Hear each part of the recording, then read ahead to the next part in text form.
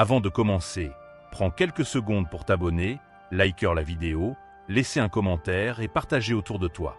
Ce type de contenu demande énormément de travail de recherche et de structuration, et ton soutien permet de continuer à produire des analyses historiques détaillées, vérifiables et accessibles à tous.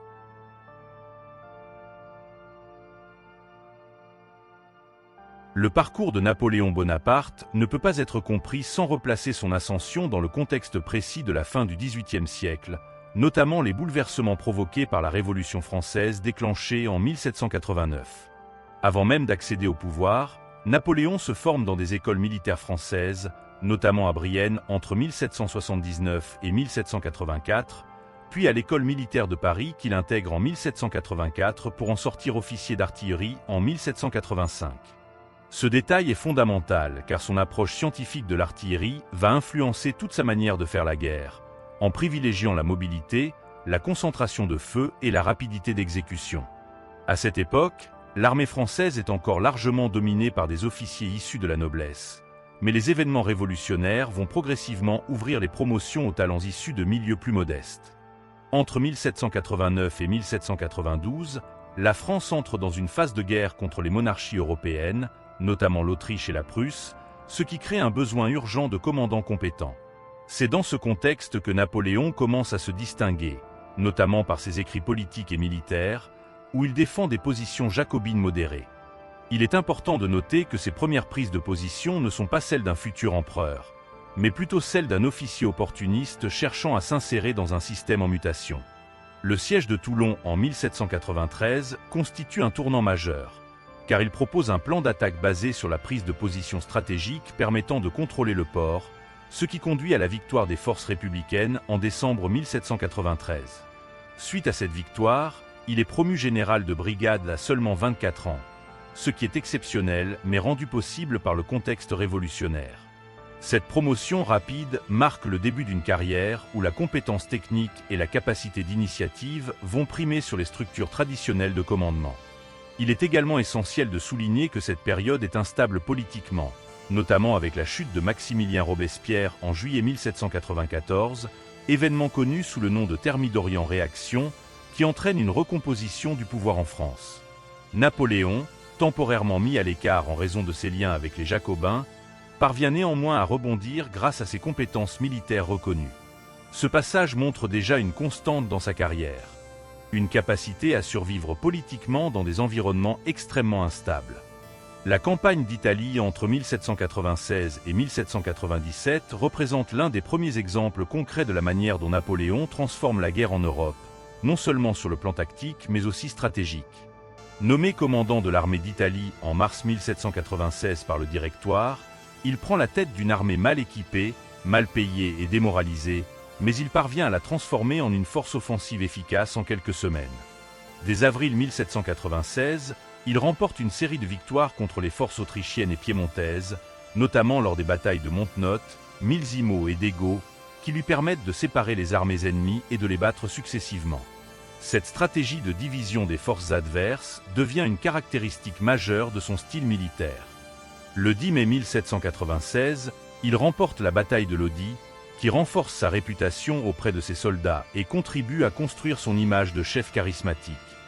En octobre 1797, le traité de Campo Formio met fin à la campagne et consacre les gains territoriaux français en Italie, tout en affaiblissant significativement l'influence autrichienne dans la région. Cette campagne est également importante car elle permet à Napoléon de développer une autonomie politique croissante vis-à-vis du Directoire, en négociant directement avec les puissances étrangères et en administrant les territoires conquis. Il met en place des républiques sœurs, notamment en Italie du Nord, ce qui montre déjà une volonté d'exporter le modèle politique français. Cependant, il est essentiel de noter que ces transformations ne sont pas uniquement idéologiques, mais aussi économiques, car les territoires conquis sont utilisés pour financer l'effort de guerre français. Cette campagne contribue également à populariser Napoléon en France, notamment grâce à une communication efficace via des bulletins militaires qui mettent en avant ses succès. Il devient progressivement une figure publique majeure, ce qui prépare le terrain pour son entrée en politique. Il faut également souligner que cette période correspond à un moment où les monarchies européennes commencent à percevoir la France révolutionnaire comme une menace systémique, ce qui va conduire à la formation de coalitions successives contre elle. La campagne d'Italie ne se limite donc pas à une série de victoires militaires, mais constitue un élément central dans la redéfinition de l'équilibre des puissances en Europe. Enfin, elle démontre que Napoléon n'est pas seulement un tacticien, mais aussi un stratège capable d'articuler guerre, politique et économie dans une vision cohérente. Le coup d'État du 18 Brumaire, le 9 novembre 1799, selon le calendrier grégorien, marque le passage de Napoléon du statut de général influe à celui d'acteur politique central en France. Cet événement met fin au Directoire, un régime affaibli par l'instabilité politique, les difficultés économiques et les revers militaires. Napoléon, de retour d'Égypte où il avait mené une expédition entre 1798 et 1799, profite de ce contexte pour s'allier avec des figures politiques comme Emmanuel-Joseph Sieyès afin de renverser le pouvoir en place. Le coup d'État se déroule en plusieurs étapes, notamment le transfert des assemblées à Saint-Cloud et la dissolution forcée des organes législatifs, ce qui permet l'instauration du consulat. Napoléon devient alors premier consul, une position qui lui confère l'essentiel du pouvoir exécutif. Il est important de noter que ce changement de régime est présenté comme une stabilisation nécessaire après les excès révolutionnaires, mais il marque en réalité une concentration du pouvoir entre les mains d'un seul homme. Entre 1799 et 1804, Napoléon entreprend une série de réformes visant à restructurer l'État français, notamment la création du Code civil en 1804, qui uniformise le droit sur l'ensemble du territoire. Il réforme également l'administration en mettant en place un système de préfets, ce qui renforce le contrôle centralisé de l'État. Sur le plan économique, il crée la Banque de France en 1800 afin de stabiliser la monnaie et de faciliter le financement de l'État. Ces réformes montrent que Napoléon ne se contente pas de gagner des batailles, mais qu'il cherche à construire un État durable. Le 2 décembre 1804, il se fait sacrer empereur à Notre-Dame de Paris, en présence du pape Pius VII, mais il se couronne lui-même, ce qui symbolise son indépendance vis-à-vis de l'autorité religieuse. Cette transformation du consulat en empire marque une rupture avec les idéaux républicains initiaux, mais elle est justifiée par Napoléon comme un moyen d'assurer la stabilité politique. Il est également essentiel de comprendre que cette période correspond à une consolidation interne du pouvoir, mais aussi à une préparation pour de nouvelles confrontations avec les puissances européennes. Le passage au régime impérial ne met pas fin aux guerres, mais au contraire les intensifie, car les monarchies européennes refusent de reconnaître la légitimité de Napoléon. Cette phase montre clairement que Napoléon est à la fois un homme d'État et un chef militaire, capable de naviguer entre les deux dimensions avec une efficacité remarquable.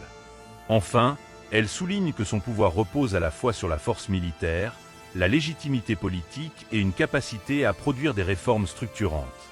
La confrontation avec les puissances européennes atteint un niveau décisif au début du XIXe siècle, notamment avec la formation de la Troisième Coalition en 1805, regroupant l'Autriche, la Russie et le Royaume-Uni contre la France.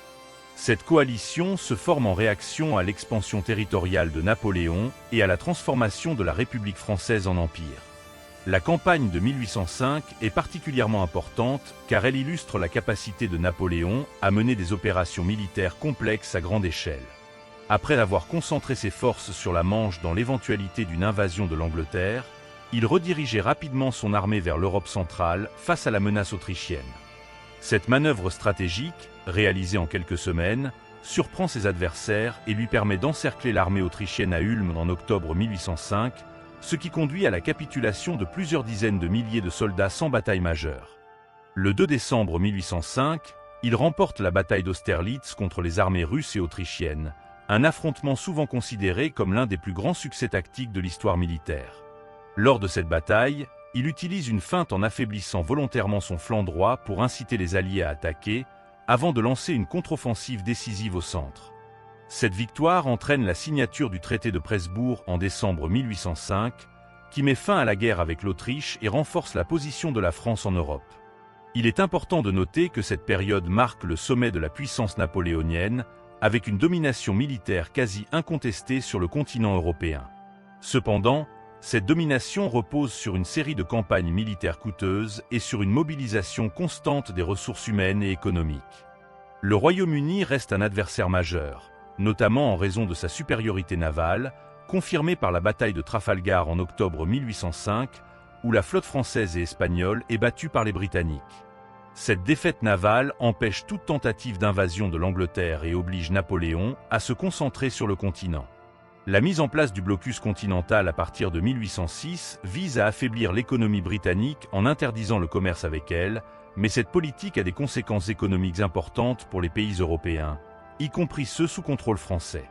Cette phase de confrontation montre que la guerre napoléonienne est à la fois militaire, économique et politique, et qu'elle implique l'ensemble du continent européen. Elle met également en évidence les limites de la puissance française, notamment face à un adversaire maritime comme le Royaume-Uni. Enfin, elle souligne que les succès militaires de Napoléon ne garantissent pas une domination durable, car ils s'accompagnent de tensions croissantes avec les autres puissances. Si ce niveau de détail et d'analyse te plaît, pense à t'abonner maintenant, car la suite va entrer encore plus profondément dans les décisions stratégiques et leurs conséquences réelles. La campagne de Russie de 1812 constitue un tournant majeur dans l'histoire de l'Empire napoléonien, non seulement en raison de son ampleur, mais aussi de ses conséquences durables sur l'équilibre des puissances en Europe. Le 24 juin 1812, Napoléon franchit le fleuve Niémen avec une armée estimée à plus de 600 000 hommes, composée non seulement de Français, mais aussi de contingents provenant de nombreux États alliés ou soumis. Cette armée, souvent appelée la Grande Armée, représente l'une des plus importantes forces militaires jamais rassemblées en Europe à cette époque. L'objectif initial est de contraindre la Russie à respecter le blocus continental et à revenir dans l'Alliance française, mais la stratégie russe repose sur l'évitement des batailles décisives et la mise en œuvre d'une politique de la terre brûlée. Les forces russes se retirent progressivement en détruisant les ressources susceptibles d'être utilisées par l'armée française, ce qui crée des problèmes logistiques majeurs pour les troupes de Napoléon. La bataille de Borodino, le 7 septembre 1812, constitue l'un des rares affrontements majeurs de la campagne, avec des pertes extrêmement élevées des deux côtés, mais sans victoire décisive. Le 14 septembre 1812, Napoléon entre dans Moscou, mais la ville est en grande partie incendiée, ce qui prive l'armée française de ressources et de quartiers divers adéquats. Cette situation oblige Napoléon à envisager une retraite, qui commence en octobre 1812 dans des conditions extrêmement difficiles. Le froid, le manque de nourriture, les attaques constantes des forces russes et des partisans contribuent à la désintégration progressive de la Grande Armée. Les pertes sont massives, avec une grande partie des soldats tués, capturés ou morts de maladies et d'épuisement. Cette campagne montre les limites de la stratégie napoléonienne lorsqu'elle est confrontée à des contraintes logistiques extrêmes et à un adversaire qui refuse le combat conventionnel. Elle marque également une rupture psychologique, car elle démontre que Napoléon peut être affaibli de manière significative. Les conséquences de cette défaite sont immédiates, avec la formation de nouvelles coalitions européennes décidées à mettre fin à la domination française. Elle constitue ainsi un point de basculement dans les guerres napoléoniennes, ouvrant la voie à une série de défaites qui vont progressivement conduire à la chute de l'Empire. Les conséquences de la campagne de Russie se manifestent dès le début de l'année 1813, lorsque les puissances européennes comprennent que l'armée française n'est plus invincible et que l'équilibre stratégique a basculé. La Prusse, qui avait été contrainte de s'allier à la France après ses défaites précédentes, change progressivement de position et rejoint la coalition contre Napoléon en mars 1813, suivie par d'autres États allemands. La Russie, quant à elle, poursuit son avancée vers l'ouest, transformant la retraite française en poursuite active. Napoléon parvient néanmoins à reconstituer une armée en mobilisant de nouvelles recrues, souvent très jeunes et peu expérimentées, ce qui pose des problèmes de cohésion et d'efficacité sur le terrain. Les premières batailles de la campagne d'Allemagne, notamment Lutzen en mai 1813 et Bautzen quelques jours plus tard, montrent que Napoléon conserve encore des capacités offensives importantes, mais ces victoires ne sont pas décisives et ne permettent pas de stabiliser la situation. Une trêve est conclue durant l'été 1813, mais elle est utilisée par les Alliés pour renforcer leurs forces et coordonner leur stratégie. À partir de l'automne, les armées coalisées adoptent une stratégie consistant à éviter les confrontations directes avec Napoléon lui-même et à attaquer ses maréchaux isolés, ce qui affaiblit progressivement le dispositif français. La bataille de Battle of Leipzig en octobre 1813, souvent appelée la bataille des nations, constitue un moment décisif avec la participation de centaines de milliers de soldats et une défaite majeure pour les forces françaises. Cette défaite entraîne la perte du contrôle de l'Allemagne et oblige Napoléon à se replier vers la France. Elle marque également la fin de la domination française en Europe centrale et ouvre la voie à une invasion du territoire français. Les États qui étaient auparavant alliés ou soumis à la France commencent à se détacher, ce qui réduit considérablement les ressources disponibles pour l'effort de guerre. Sur le plan politique, cette période correspond à une remise en question du pouvoir de Napoléon, y compris au sein de la France, où les pertes humaines et les difficultés économiques deviennent de plus en plus visibles. La guerre change de nature, passant d'une expansion impériale à une défense du territoire national. Cette transformation stratégique impose à Napoléon de revoir ses méthodes, mais les contraintes matérielles et humaines limitent ses options. La campagne de 1813 montre ainsi que la supériorité tactique ne suffit plus face à une coalition organisée et déterminée. Elle illustre également l'importance des alliances et de la coordination dans les conflits à grande échelle.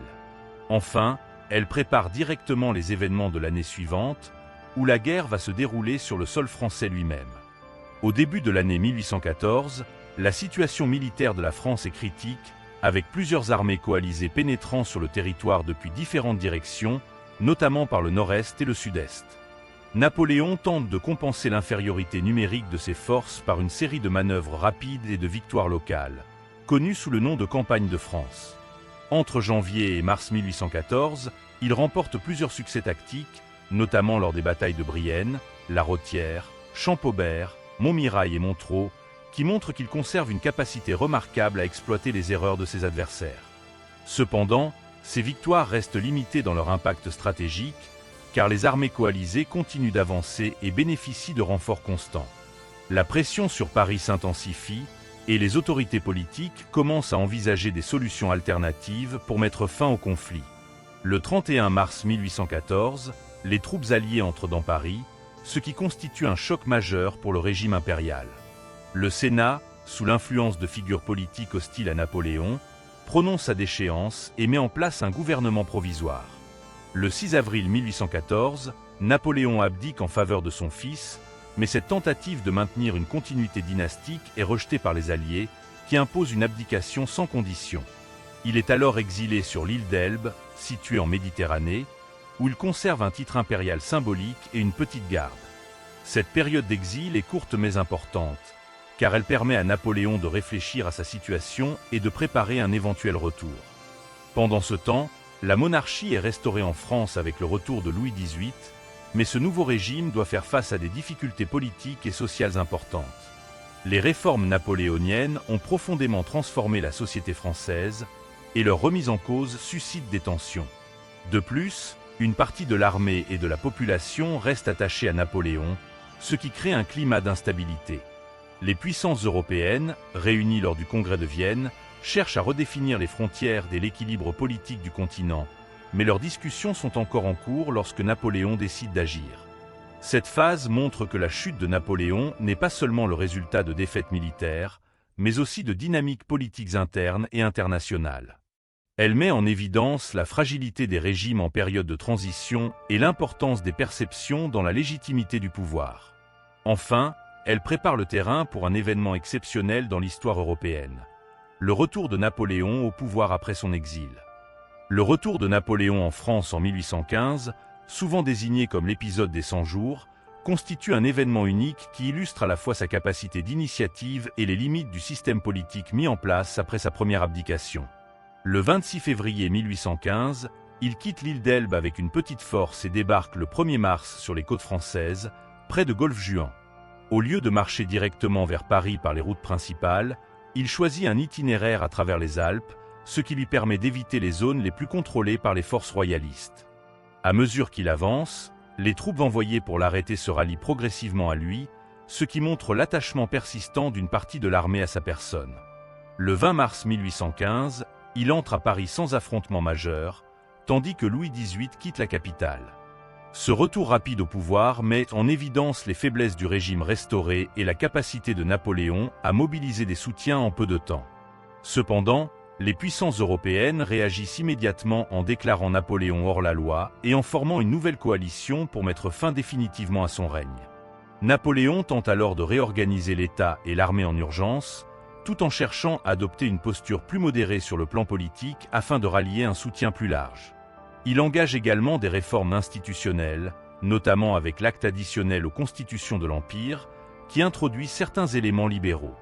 Malgré ces efforts, le temps lui manque pour consolider sa position. Sur le plan militaire, il décide de lancer une offensive rapide en Belgique afin de séparer les forces britanniques et prussiennes avant qu'elles ne puissent se regrouper. Cette stratégie repose sur la rapidité et la surprise, mais elle comporte des risques importants en cas d'échec. Les premières batailles, notamment Ligny le 16 juin 1815, où il affronte les Prussiens, et Quatre Bras, où ses forces rencontrent les troupes britanniques, montrent des résultats mitigés. Bien qu'il parvienne à remporter un succès partiel à Ligny, il ne réussit pas à détruire l'armée prussienne, qui reste capable de se replier et de se réorganiser. Cette situation va avoir des conséquences directes sur la suite des opérations. Le retour de Napoléon ne doit donc pas être vu uniquement comme un exploit personnel, mais aussi comme une tentative stratégique risquée dans un contexte international très défavorable. Il illustre la difficulté de reconstruire un pouvoir stable en l'absence de soutien durable des grandes puissances. Enfin, il prépare la confrontation finale qui va déterminer définitivement l'avenir de Napoléon et de l'Europe. La bataille de Battle of Waterloo, le 18 juin 1815, constitue l'affrontement décisif qui met fin à la période des 100 jours et scelle le destin politique de Napoléon. Cette bataille oppose les forces françaises à une coalition dirigée par le commandant britannique Duke of Wellington et soutenue par les troupes prussiennes sous le commandement de Gebhard Lebrecht von Blücher. Le terrain, situé au sud de Bruxelles, joue un rôle important dans le déroulement des opérations, notamment en raison des conditions météorologiques défavorables qui ralentissent les mouvements des troupes françaises. Napoléon retarde l'attaque principale afin de permettre au sol de sécher, ce qui donne du temps aux forces prussiennes pour se rapprocher. La bataille commence par une série d'attaques françaises contre les positions alliées, notamment autour de la ferme d'Hougoumont et du centre du dispositif britannique. Les combats sont intenses et se déroulent sur plusieurs heures, avec des pertes importantes des deux côtés. Malgré certains succès locaux, les forces françaises ne parviennent pas à percer de manière décisive les lignes adverses. L'arrivée progressive des troupes prussiennes sur le flanc français modifie l'équilibre de la bataille et crée une pression supplémentaire sur l'armée de Napoléon. Les tentatives de contre-attaque, notamment avec la garde impériale, échouent à inverser la situation.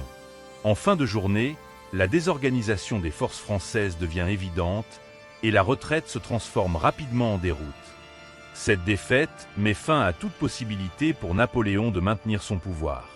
Le 22 juin 1815, il abdique une seconde fois, mettant un terme définitif à son règne. Il tente initialement de fuir vers l'Amérique, mais il est finalement contraint de se rendre aux Britanniques. Cette bataille est souvent analysée comme le résultat d'une combinaison de facteurs, notamment des erreurs de commandement, des conditions météorologiques et la coordination efficace des forces alliées. Elle marque également la fin des guerres napoléoniennes et le début d'une nouvelle phase dans l'histoire européenne. Sur le plan politique, elle permet aux puissances victorieuses de rétablir un équilibre basé sur la coopération entre monarchies. Elle met aussi en évidence les limites d'une stratégie reposant principalement sur la rapidité et la surprise face à des adversaires préparés. Enfin, elle constitue un cas d'étude majeur dans l'histoire militaire, en raison de la complexité des opérations et de ses conséquences durables. Après sa seconde abdication, Napoléon est exilé sur l'île de Saint-Helena, située dans l'Atlantique Sud, où il arrive en octobre 1815 sous surveillance britannique. Cet exil est conçu pour être définitif, afin d'empêcher toute tentative de retour au pouvoir. L'île est isolée, difficile d'accès, et offre peu de possibilités de communication avec le reste du monde, ce qui en fait un lieu de détention particulièrement sécurisé. Napoléon y vit sous la surveillance du gouverneur britannique, dans des conditions qui, bien que relativement confortables au regard de l'époque, restent contraignantes pour un ancien empereur. Durant cette période, il dicte ses mémoires et participe à la construction de sa propre légende, en présentant ses actions sous un jour favorable et en justifiant ses décisions. Ces récits auront une influence importante sur la perception historique de son règne. Il analyse également ses campagnes militaires, revenant sur ses succès et ses erreurs, ce qui contribue à faire de lui une référence dans les études stratégiques. Sa santé se détériore progressivement, et il meurt le 5 mai 1821. Les causes de sa mort ont fait l'objet de nombreuses analyses, mais la thèse la plus largement acceptée est celle d'un cancer de l'estomac, bien que d'autres hypothèses aient été évoquées. Après sa mort, son corps est initialement enterré sur l'île, avant d'être rapatrié en France en 1840 sous le règne de Louis-Philippe. Cet événement, connu sous le nom de Retour des Cendres, témoignent de la persistance de son influence dans la mémoire collective française. L'héritage de Napoléon est complexe, mêlant des aspects militaires, politiques et juridiques, notamment avec le Code civil qui reste une référence dans de nombreux pays. Son impact sur l'Europe est également durable, avec une redéfinition des frontières et des structures politiques. Il est étudié dans les académies militaires pour ses innovations stratégiques, mais aussi pour ses erreurs, notamment en matière de logistique et de gestion des alliances. Son parcours illustre les possibilités et les limites du pouvoir individuel dans un contexte international complexe. Enfin, il reste une figure centrale dans l'histoire mondiale, en raison de l'ampleur de ses actions et de leurs conséquences. Avant de quitter, abonne-toi pour continuer à explorer des histoires historiques détaillées, documentées et profondément instructives comme celle-ci.